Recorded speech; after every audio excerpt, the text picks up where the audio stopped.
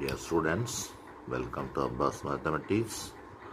What is the pH of 1.0 10 power minus 5 molar solution of potassium hydroxide?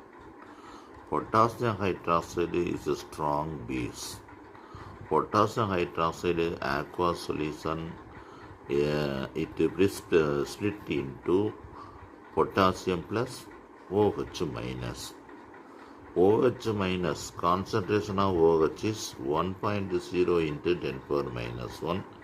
இப்போ தான் நம்ம சொன்னோம் இதனுடைய வேல்யூ வந்து 10 power minus 5க்கு ஈக்குவல்னு சொன்னோம். அப்போ பிஹெச்னாலும் பிஓஹெச்னாலும் பிஹெச்னா இந்த இடத்துல ஹெச்னு போடணும், பிஓஹெச்னா இந்த இடத்துல ஓஹெச்னு போடணும். Minus log OH, concentration of OH to the base 10. அப்போ மைனஸ் லாகு 10 பவர் மைனஸ் 5. இந்த மைனஸ் 5 பவர் ரூல் படி முன்னால் கொண்டு வந்துட்டோம். அப்போ மைனஸ் மைனஸ் ப்ளஸ்ஸாக மாறிடுச்சு. Log 10 base 10 value 1, 5 into 1 equal to 5. We know pH plus POH equal to 14. அப்போ pH தான் நம்ம கேட்டிருக்கிறது. அதனால் pH equal to 14. The plus வந்து அந்த பக்கம் போயிடுச்சு, minus pOH. 14 minus 5 equal to 9. Therefore, pH of potassium hydroxide is 9. புரிஞ்சிருச்சான்னு பாருங்க.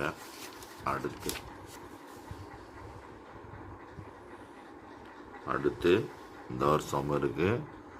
Calculate pH of 0.01 mole solution of nitric acid.